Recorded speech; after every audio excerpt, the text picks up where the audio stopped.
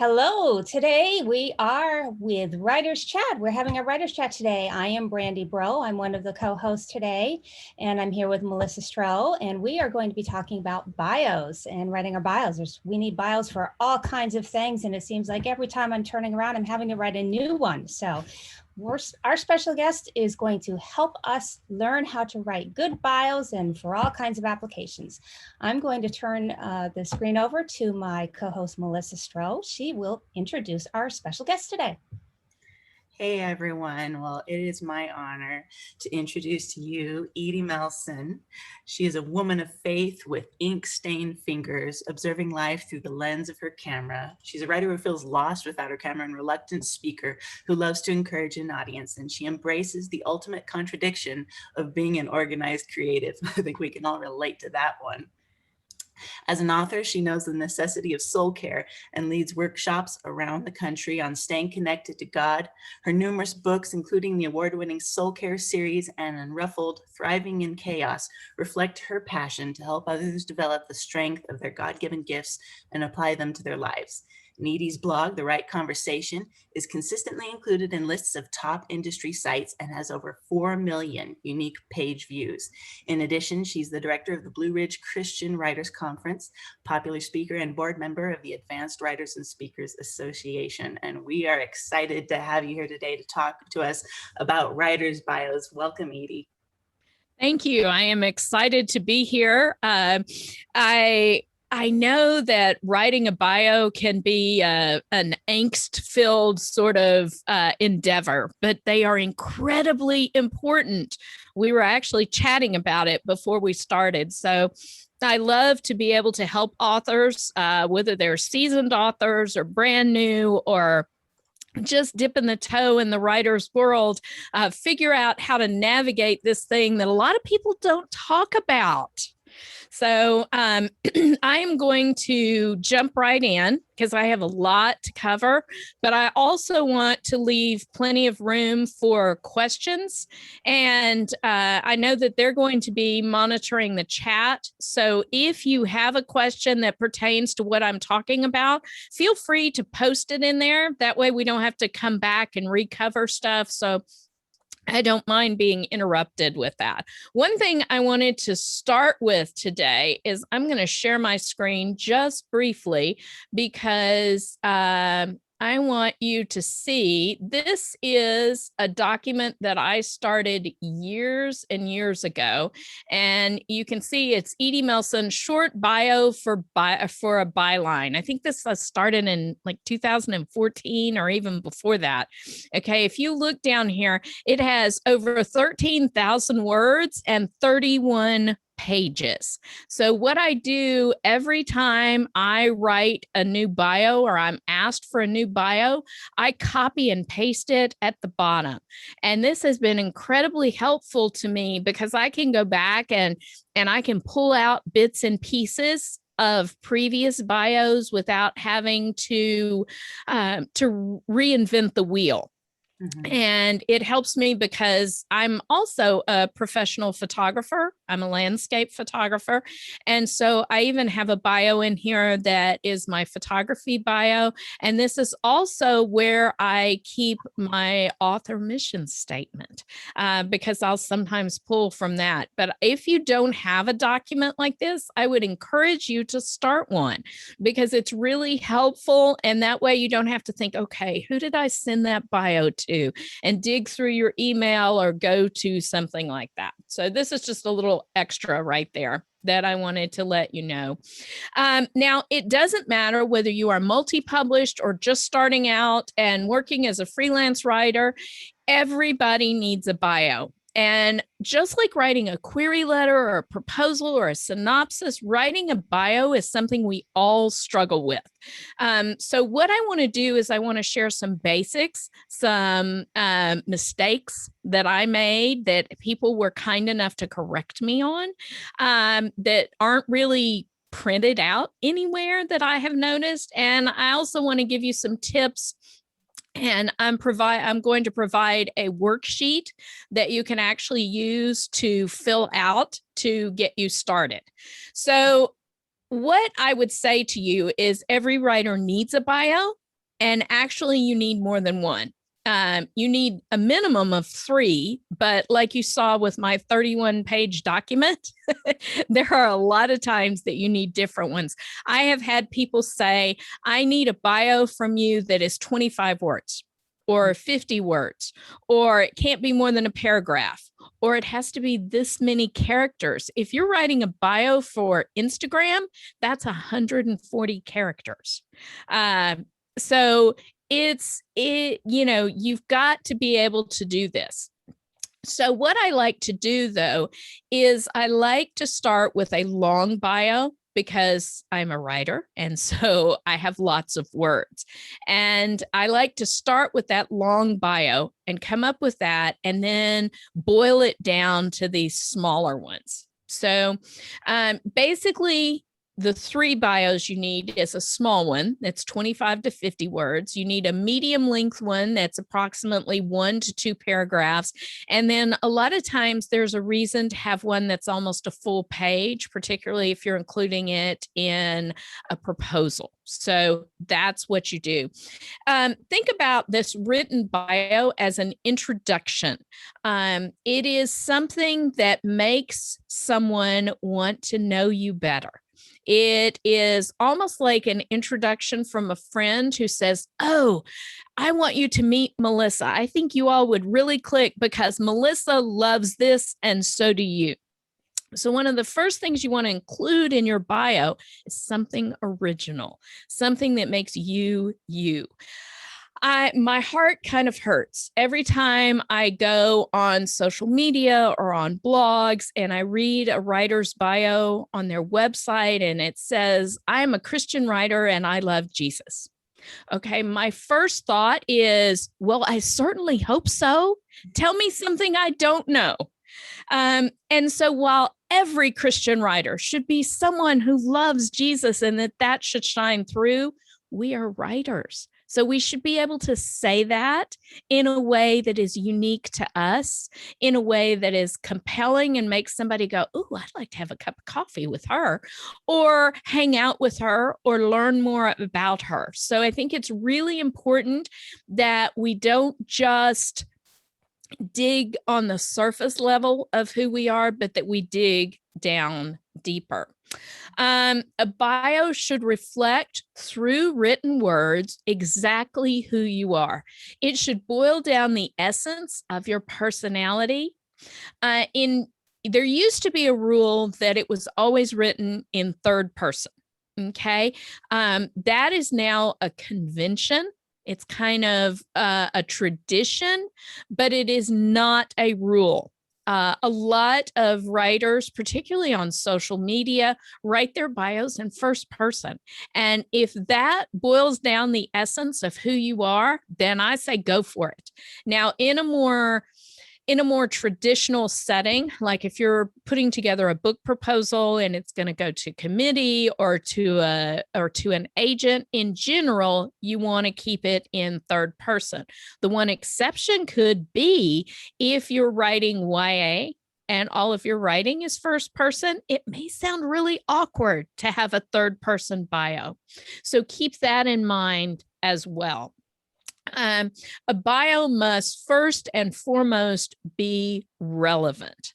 I have different bios for different things. When I'm talking to writers, the bio that Melissa read is the essence of what I will share because I want the writers that I'm talking to know that I have the credibility and the authority to share industry information. Now, if I am talking to a group of bookstore owners and I'm talking about how they can help their clients or help their customers with social media, I'm going to have a totally different bio for that. And then I'm going to have another bio if I'm talking to a group of creatives about soul care who are my readers. So all of these things have to be taken into account. And your bio should have a different flavor depending on who you're going to be talking to. But one thing you want to be careful of is you want to be careful that you don't have so many completely different bios that people go, ooh, is that the same Edie Melson that, so I try to use some of the same catchphrases, some of the same turns of phrase, and I always try to pair my bio with a recognizable headshot. I think that's, even though we're not talking headshots here, your picture is integral to your bio.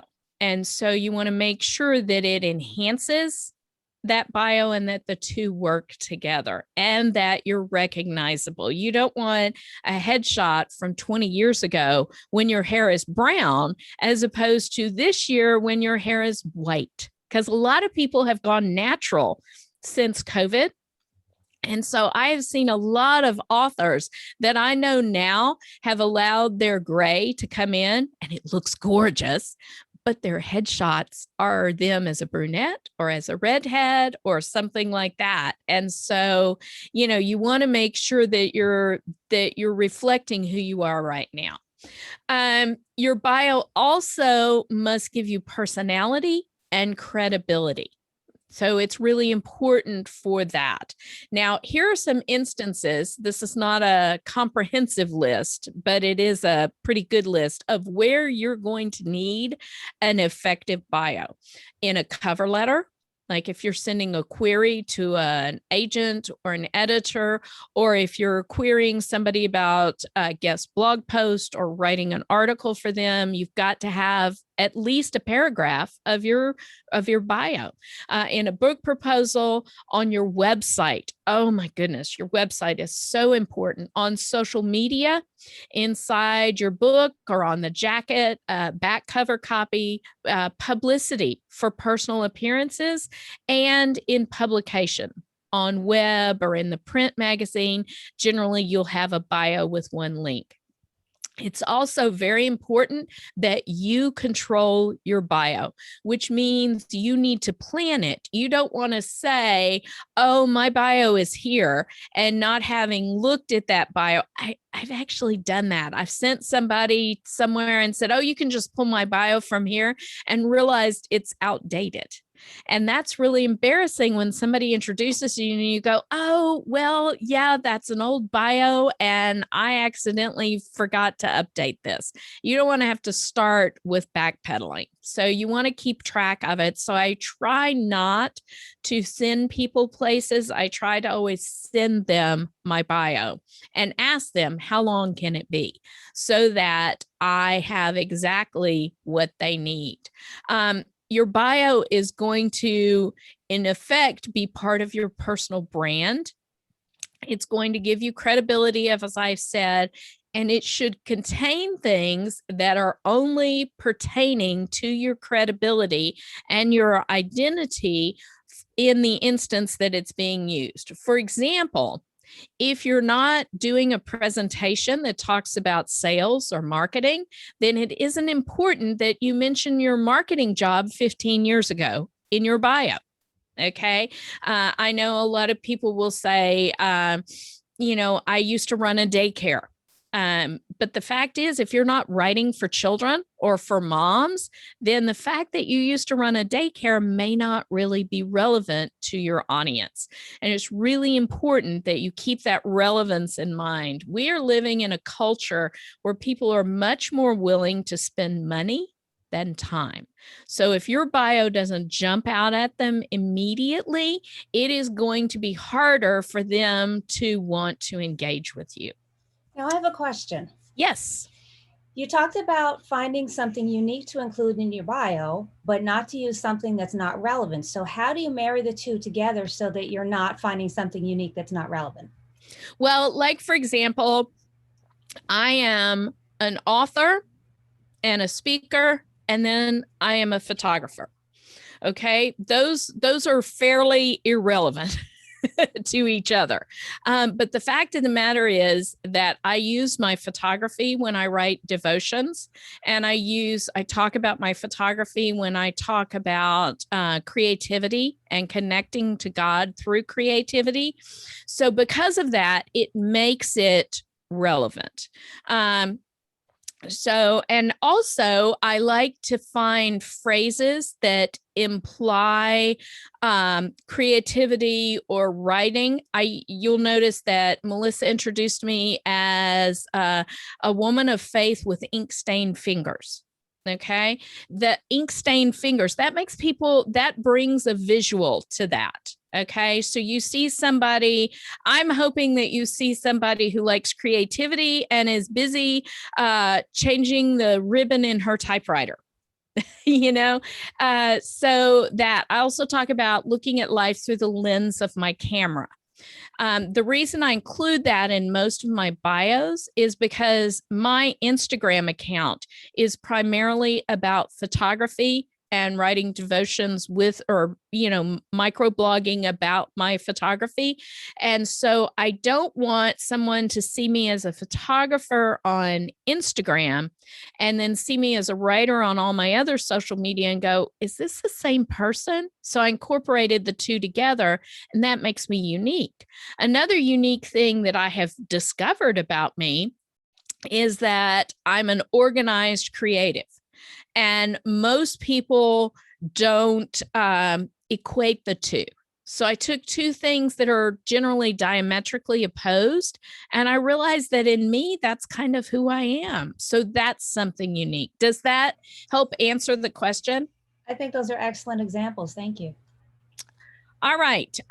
So let's get down to some of the things that you want to avoid. If you're new to writing, one of the things you want to do is you want to show your credibility and your authority, but you may not have a lot of publishing credits. Okay. And so it's very tempting to say, I have been published by Focus on the Family and crosswalk.com. Okay. And then go on to talk about you're a reader or writer who loves to connect people to God or whatever. But the fact is, this is something that you will see very often in new writers is they will call out publications to show their credibility. And I was told early on by somebody who was very well known, who said, you'll notice that the experienced writers just say, I'm the author in numerous publications, or I have been listed, or you might say one, Focus on the Family and other publications, things like that. When we start feeling like we need to bullet point where we've been published, that screams newbie. And that's something I didn't realize. I thought it was a good thing to be able to say, oh, look, I've been published here, because I was really excited about it. It seemed like a big deal to me. But if you read seasoned authors' bios, they don't call out those kind of publications. They just talk about numerous. It's almost like they have enough confidence to not worry about tooting their own horn. And that's a real subtle part of your bio. So you want to give that credibility, but you don't want it to come across as a newbie. That's kind of a hard concept to grasp. Did I make sense of that? Absolutely. I think that, it's so tempting to say, oh, I've been published in Writer's Digest and I've been published here and there. But you could say like, I've been published in Writer's Digest and other venues. Yes. But not bullet pointing every single one. I think that is an excellent question and first time I've heard that. So thank you.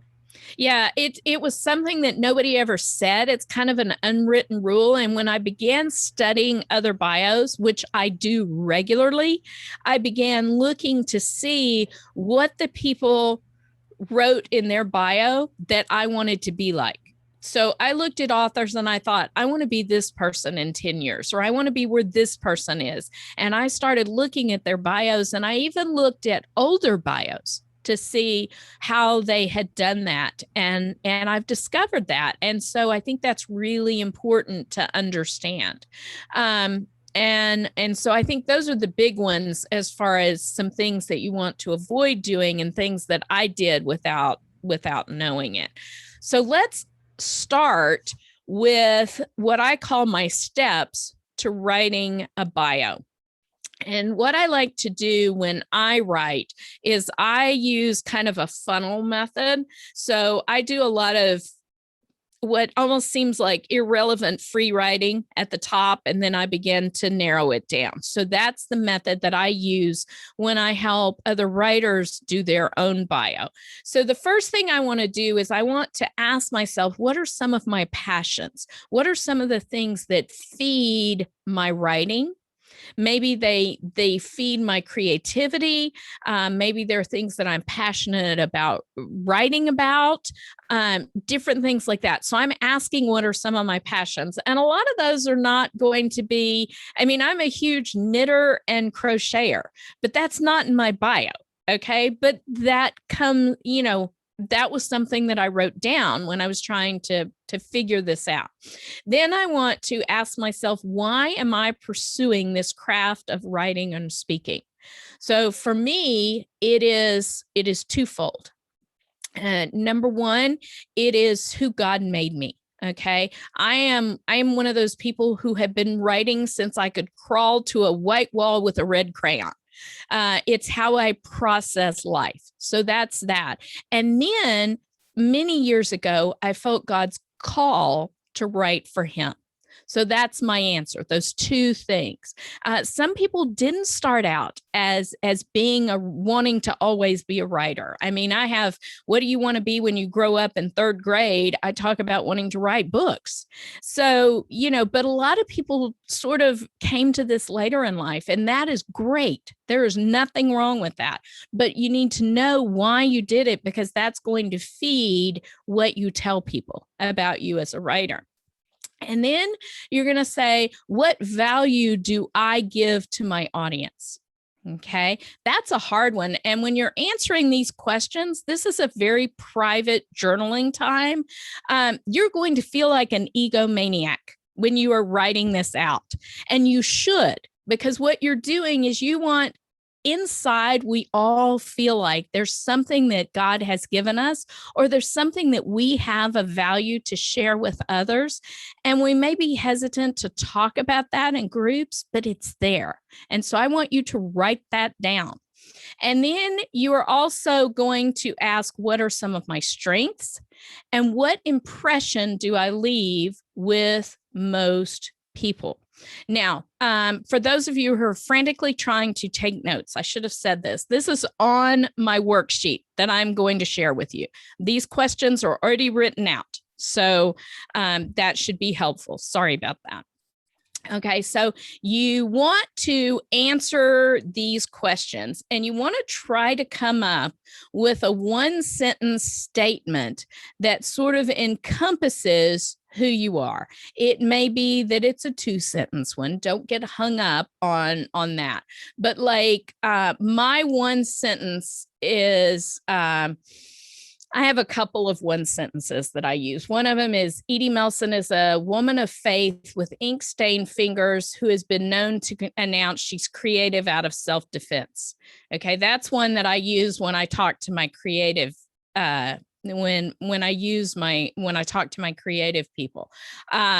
I use frequently a woman of faith with ink-stained fingers observing life through the lens of her camera. I also have a tagline, which is find your voice, live your story. That's kind of who I am and what I want to encourage people. So another one of my one sentences is, find your voice, live your story is the foundation of Edie Melson's message, no matter if she's writing for readers, parents, or fellow creatives. So I've kind of boiled this down into one sentence, and this may take a while. You may need to percolate on this, or it may hit you all of a sudden. You may go, ooh, yeah, that. And that's fine. It's also fine if it morphs over time, because you're going to change over time. So don't get stressed about it. And when you're doing it, what you want to do is you want to go back to the rules of good writing. You're telling a story. You're telling one of those 6-word stories, basically. So, well, you're going to want to use active verbs and vivid adjectives. You are going to want to be painting a word picture that someone goes, ooh, I want to know this person more. So that's what you're looking for. Now, the step 2, you're going to do more. You're going to do more questions. You're going to say, what is my experience in this field? Okay, so if you're talking to writers, what is your experience with writing? If you're talking to readers and you're writing fiction, you're going to want to tell them why it is you love this. My bio for I also write speculative fiction. And so my bio for Spec Fiction is really fun. Let me find it here, because of course there's 31 pages to go through. I should have had this highlighted. Let's see. Let's see. I can do here we go. Okay. Edie has loved science fiction since before she could walk. Some of her earliest memories involve being cuddled in her father's lap watching Star Trek. Yes, the original series. Okay, do you see how that immediately ties me to my audience? Not just fiction, but I suddenly have something in common. I mean, people know who I am and they feel like, ooh, she's going to get the fact that I love weird stuff.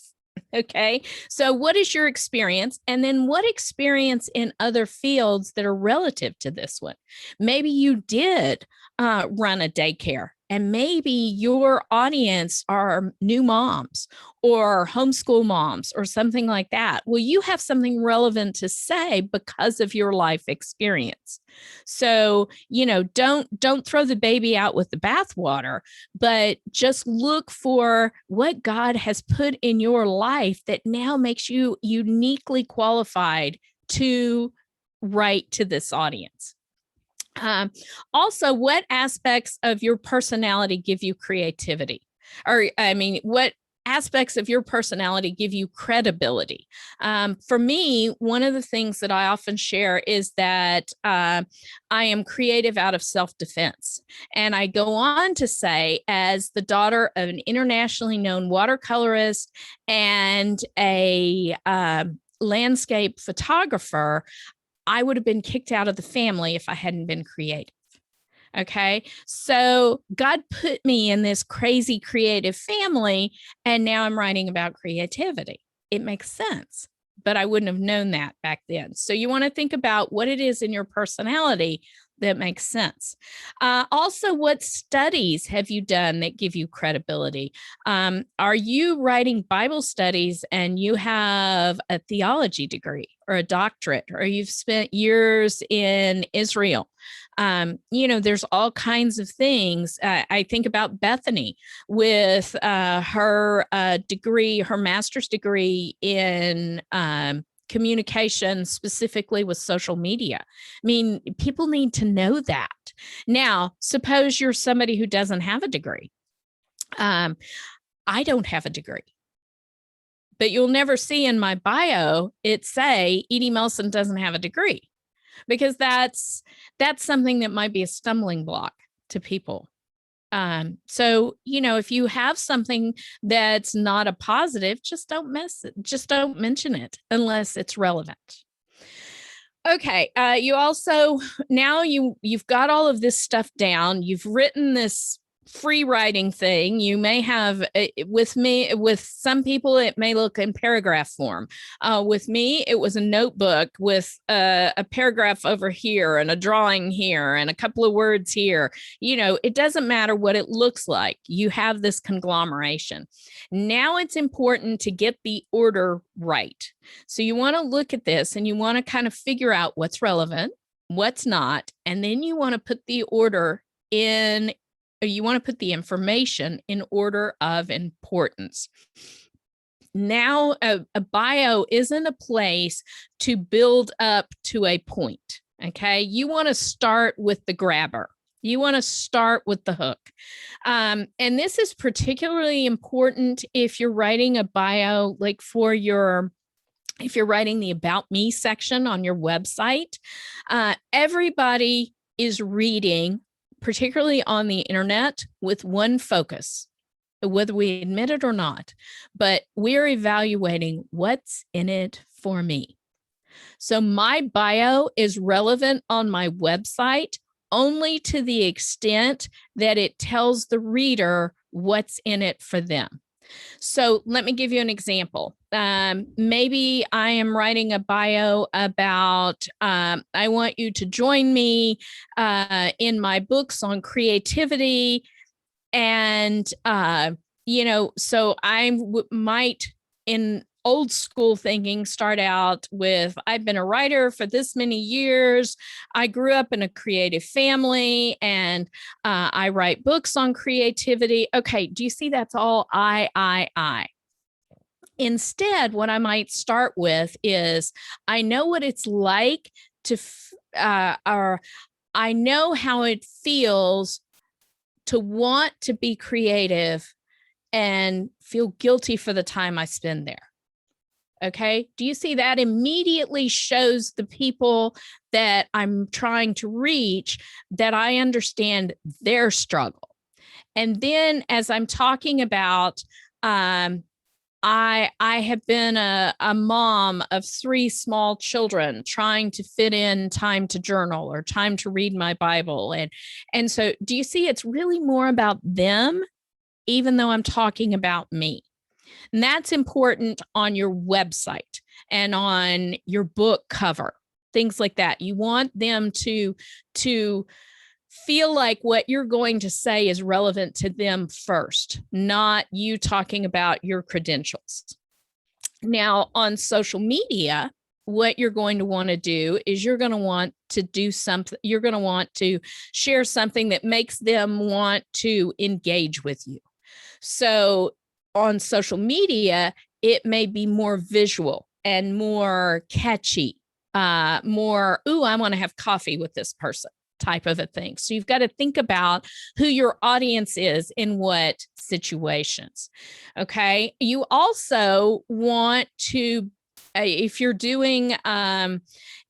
writing a bio for your proposal, you want to start with the information that makes you credible to write the book.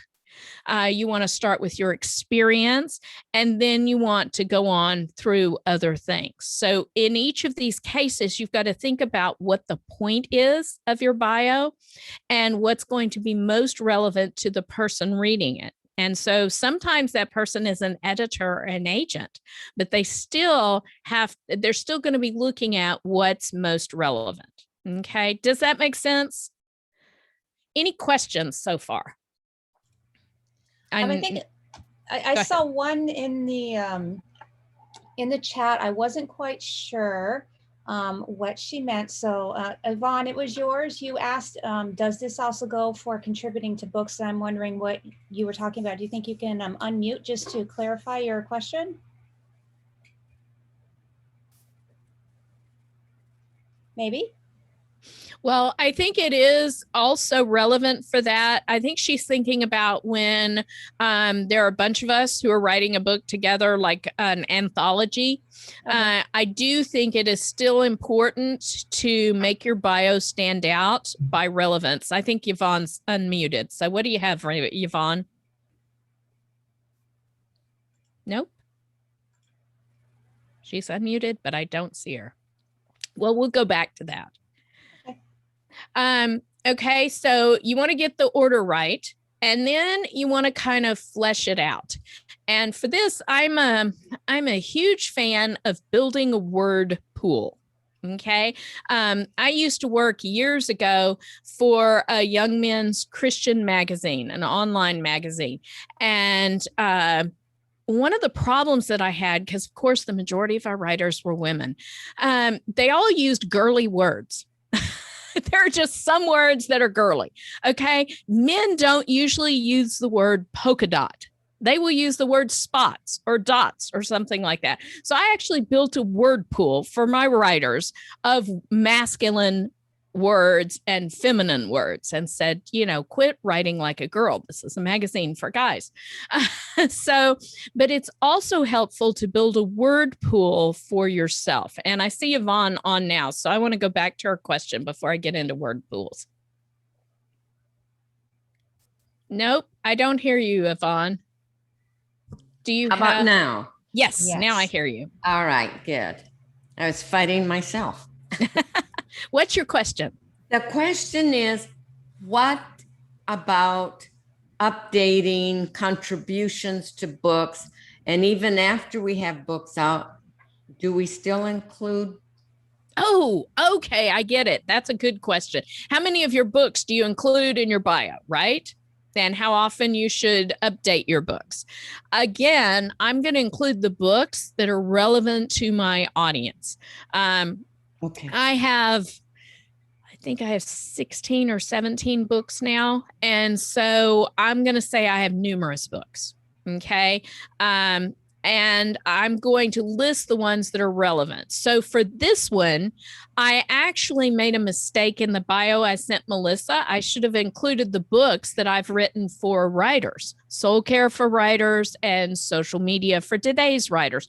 Those would have been better to include than Unruffled and Soul Care When You're Weary, or the Soul Care series. So I'm going to include books that are relevant to that particular audience. The only time I'm going to enumerate books is if I am doing something for a proposal or sending a query to an agent, and I know it's going to go to a pub board. Then I'm going to include the books that I think are relevant for them. So I might name more, but never for a group or on the internet or a bio like that am I going to list all my books. Okay. Does that answer?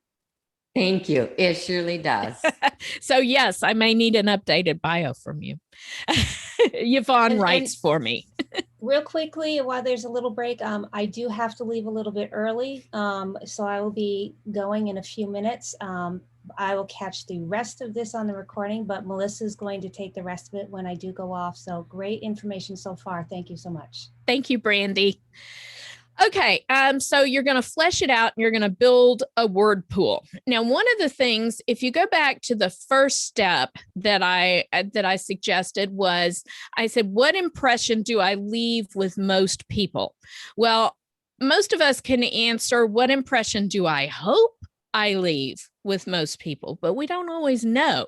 So as you're building this word pool, I would ask you to send out a question. I've seen people post it on the internet or on social media, but you can also email some friends, or you can talk in your writers group, and you can ask people to use 4 or 5 individual words to describe you. For example, if I was asked to describe a friend of mine, I might say she's a teacher, she's loving, she's encouraging, she's a woman of faith. So we have teacher, loving, encouragement, and faith. So those are 4 words. So what you want to do is you want to get these people to send you these individual words that they think describe you, not a phrase. You're really trying to get just a word. And what you want to do is you want to look through those and you want to see what words come up over and over again. And those will help you build a word pool to sort of flesh out who you are. And these words that keep coming up are words that you're probably going to want to include in all of your bios because they boil down the essence of who you are. So you're looking for this trend. You want to amplify it by trading on words or by emphasizing words that bring your essence to mind. And then step 5 is you want to put it all together. You kind of want to begin to assemble it. I like to use a 3 or 4 paragraph method for the way I do this. My first paragraph is going to be who I am, that ink-stained fingers, woman of faith. So it's going to have kind of that. And then My second paragraph may build on what I write about, the value that I bring to my audience. The third paragraph is going to be some of my credentials. Because I was speaking to writers, I shared that I was the director of the Blue Ridge Mountains Christian Writers Conference and a board member of the Advanced Writers and Speakers Association. Okay. I might share the fact that I have been a small group leader for 24 years if I'm talking to people in a church or something like that. But you want to pull out that credibility for that fourth one. And then, or for that third paragraph. And then in my fourth paragraph, I'm going to give a little bit about who I am. And one of the things that I didn't include in this is one that I use a lot of times is, I will say, okay, let me find it. Edie and her husband of 40 years have raised 3 sons. They live in the foothills of the Blue Ridge Mountains of South Carolina. And you can often find them hiking in the mountains. Let's see, that's not actually, where is it? It talks about my dog and cat who are both dead now. I don't want to share that. Let's see. I was in the wrong place in this.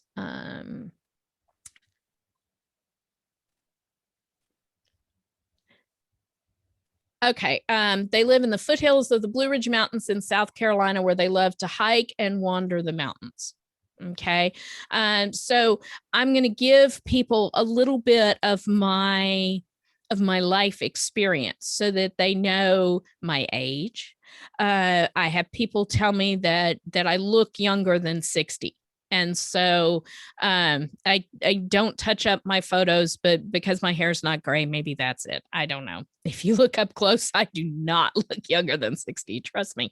But I want to let people know kind of where I am in my life experience. So that is essentially the way I do that. And then step 6 is after I have that full page bio, I sift through it and I boil it down and I reduce it to 2 paragraphs, and then I cut it further.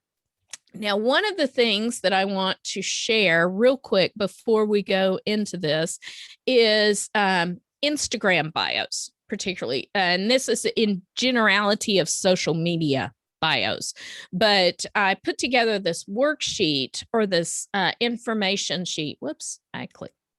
There we go. Of Instagram bios. And these are directly taken from Instagram. One of the things that you can do with Instagram and with bios that you can manipulate on your phone is you can add emojis and fun things to it. And your bio doesn't have to look like what you think it has to look like. For example, this is Bethany's. Live Brilliant. That pink bow, is that Bethany or what? And then she has, instead of bullet points, she has stars. Of course she does. Isn't that great? So this tells you exactly what. Now, here's one that's a little plainer. This is Kristen Parnell, English teacher by day, writer by night, sunshine girl always, loved by Jesus and James, more adventures and books. Don't you want to hang out with her? I totally do. Linda Goldfarb. Here's another one that she uses hashtags in her bio instead of strictly words. Let me stop sharing. Let me actually go to my phone here and share that. This is, you're now looking at my phone. This is my Instagram. Whoops. And of course, there it is. Nope. Come on. There we go. A woman of faith with ink-stained fingers, living life through the lens of her camera, free tips for photography. And you can click more and it gives you that. Blogging, writing. Let's see. Let me go here and I'll pull up Bethany's because I just love hers. And I think we can't all be Bethany Jett, but we can take things that make sense from each of us. And you'll notice, even though I copied this bio just 3 weeks ago, her bio has changed. she has updated her bio. Okay, it looks a little bit different than it did. So look through and notice what these bios look like. Let me go to Twitter and go to my profile here. Let's see. All right, where's my profile? Edie Melson. No, stop it. She loves technology. I do. Everything changes. Okay, let's see. Here we go. Profile. All right, here's mine. It's very similar. Author, blogger, and photographer traveling through life with ink-stained fingers and a camera as I explore God's world through creativity, writing, and soul care. So look at the people that you are following on social media. What are the people that you want to be like? And take what makes sense for your personality and apply it to your bio. And keep in mind that some of these bios or some of these, the slots for these bios, like I use Linktree for my Instagram account. Well, now there's a place for a bio in Linktree, but it's 80 characters, not 80 words, 80 characters. It's 140 characters for Instagram. It's either 160 or 180 for Twitter. So you have to have bios that fit all of these. All right. I have talked for a very long time. I'm going to take a drink of my coffee and I'm going to open this up for questions. Oh yeah, that definitely. It's like drinking from a fire hose you can hear it, but it's good. I love the aspect of just how open and creative and free flowing it is. The process that you describe in creating our bios, and it really does. It kind of helps you to think outside of the box. Well, and we really want, so much we have learned through COVID is that it is possible to connect in a real and meaningful way with people digitally. Okay. We don't have to, we all want to be in person. Well, okay, some of us don't want to be. I'm an introvert. I kind of want to be sometimes, but I really like this distance here. I like to sit in my office and interact with you like this. But we can bring value and we can bring warmth, but we have to be intentional about it. Okay, we are closing up on the top of the hour. Do you want to invite people to come back on video? Yes, please. Okay, so I know that we have some people who were taken off video. So if you cannot get back on with your video, please let me know and I will free you. If you would like to get on and ask your question in person. Actually, I see a question right now from Ben that says, do you always tailor each individual bio to the audience? I really try to. That's why my bio file is 31 pages long. Now, sometimes I will pull something that I feel like is relevant because I run out of time. It's better to have something that you've tailored, but it's also better to have something rather than nothing.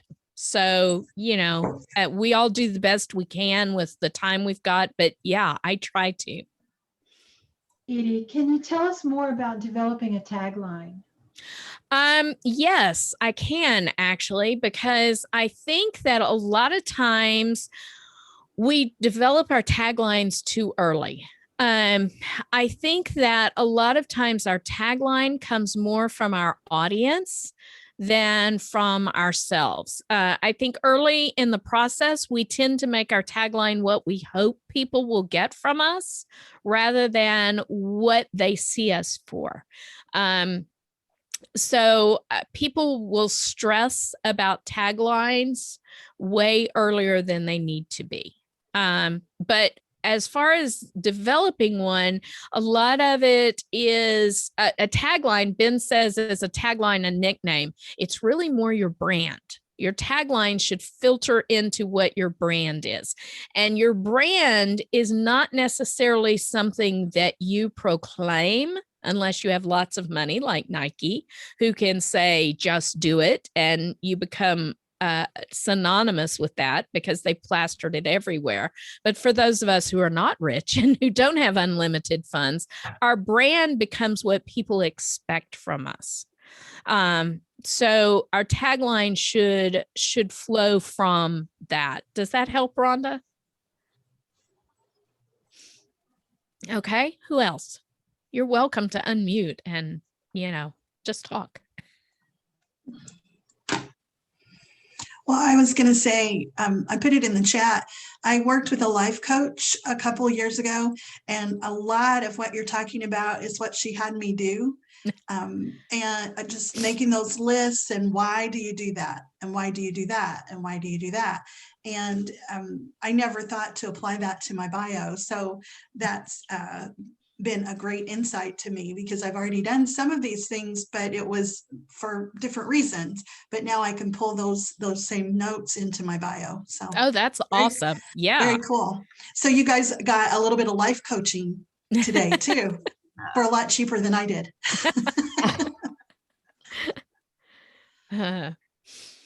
All right. Yes, Yvonne? In regards to those 4 words, Mm-hmm. after so many years, do you put it out there again and ask the audience what they think? You can. Actually, I did this. It was about 2003 when I did this. Mm-hmm. And I asked people to come up with 6 words. And from those 6 words, I got 3 that were repeated. Faith, encouragement, and I think teaching was the other one. And really and truly, those are still, I think those of you who know me will probably say they're pretty relevant. I asked people who knew me. So there might be some things like, instead of teaching, I might use the word empowering now. I love to empower others to find the strength that God has embedded in them to conquer the problems that they have. But it's still kind of teaching. So, you absolutely can. Or if you think there are some things, part of that, they didn't come up with some words that I hoped they would back then. I had an idea of what I was going to be as a writer, and some of those words never came up. So I had to kind of come to grips with who God wanted me to be, as opposed to me wanting to be like somebody else. Does that help? Yes, it really does. I have something that goes with that, but I don't want to hog the whole time. So if someone else has a question, go with someone else first. All right. Anybody else have a question? If not, we'll let Yvonne continue with her. Oh, Holly has one. Hi, Holly. How are you? I would love to know what some of those words are, because I don't know that because you think of those words, that's not what God has wanted you or sees you or prepares you to be. So one of the, sharing a little inner self. One of those words was, let's see, what was it? I was hoping for humorous. And while I do say some things that are funny sometimes, it's not always because I mean to. And I am not a humorous speaker. I am not Rhonda Ray. Okay. I'm just not. It's not my personality. Another one that I had hoped for was, at that point in my writing career, my vision for myself was to write Bible studies. I was going to be the next Beth Moore. And there were no words from anybody that came about that pointed me in that direction. And there's a reason for that, is because God has Beth Moore and he wanted Edie Melson. He did not want me to emulate one person so intensely that I wasn't who he wanted me to be. That makes so much sense, and I appreciate you sharing that. So now you know my deep, dark, egotistical secrets. Oh, that's not egotistical at all. That's just reality. Thank And you now so I have to much. say, I'm really glad I'm not the next Beth Moore. Yes. I wouldn't want her kind of drama right now. Well, we like you as you, so there you go. All right. Yvonne, or were you going to continue with another question? Yes, and I think you tended towards that direction and partially answered it. I always wanted to be a speaker. But people kept saying, well, if you're going to speak, you need to write, and they fit like a hand and glove. And I went into it kicking and screaming, and yet I don't know if it's COVID or if it's age or if it's the variants, not liking the mask, but I am finding that the times I sit and write, I'm really enjoying. That's Can I awesome. say that? You can. I think that when I first started out as a writer, I had a partner or a close friend who walked with me through that, and that was Vonda Skelton. She has retired from writing, but she's still a very good friend. And she is just as bubbly and outgoing and extroverted as they come. And I am most happy in a corner talking to a potted plant. You know, I am the opposite. So she is a speaker who writes, and I am a writer who speaks. So we need to embrace who God made us to be. Now, one of the things that helped me with bios is, like I said, I'm part of ASA, and we have mastermind groups. And one of our mastermind groups, and Yvonne was in my mastermind group at the time, one thing we did is we took about 6 months, and because there were 12 of us, and we met once a month, and we would go over each person's bio, or 2 people's bio each month. And we would talk about what made sense, what didn't make sense. And it was amazing how the majority of people started out with that. I'm an author of 27 books who does this and this and this. And by the time you get to the second sentence, your eyes have glazed over and you're no longer interested. And so we were able to flip people's bios upside down and bring out the personality first before we brought out the nuts and bolts sort of credibility. And it's really great if you have a group that you can get together with and you can spend that time going over each other's bios. It's incredibly helpful. Because sometimes we use words that people aren't familiar with. And so we may need to tone down the intellectual side of our bios, or we may need to make it not quite so Southern because, you know, the entire United States is not Southern and they may not get that turn of phrase. And while we want to give a flavor, we don't want people having to go to the dictionary to try to figure out what the heck you're trying to say. So I highly recommend ASA, but I also highly recommend finding a group of people that you can share this with, and don't hesitate to take your bio to your critique group. You know, I mean, it's writing. And we all need, yes, word weavers. Oh my gosh, word weavers and ASA are like my 2 favorite things in the world outside of the Blue Ridge Conference. So, but yeah, that's a great way to hone your bio. Well, we are just a little past the top of the hour. Sorry. No, not at all. And just closing in on time for our after party. So before we do close out, I did want to ask, because I didn't get a chance to see, did you mentioned homework that you were going to share? Is that something you were going to put a link in the chat to, or? Yes, I can put a link in the chat to it. It's actually a Google Doc. And so anybody with the link can download it. Let's see, there it is. And that's my worksheet bio. I also have, let's see, let me find it. Nope, that's not it. I also have a blog post that I wrote about your bio. how to write an author bio, and it has the same information as well. And I just put that in there too. So Awesome. that's on the Right Conversation. And I can't stand it. This is the link to the Blue Ridge Conference.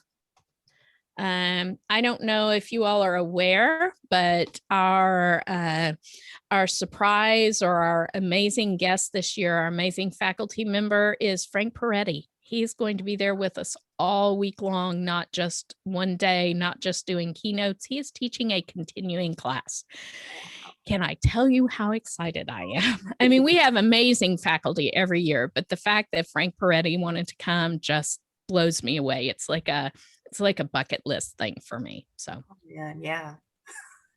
He is awesome. He's making the rounds too, because he's going to be a realm makers too. Yep, he sure is. That's cool. Well, thank you so much for this, Edie. It has been just awesome. I know that there's going to be a lot of us who are going to return to the recording to check this out again, and I'm eager to dive into that homework too. Next week, we're going to be having an open mic, so we'll invite people to come back and do a little write with me writers chat. So we're looking forward to that, a little interaction with each other. Thank you for joining us for Writers Chat, and we will catch you next time.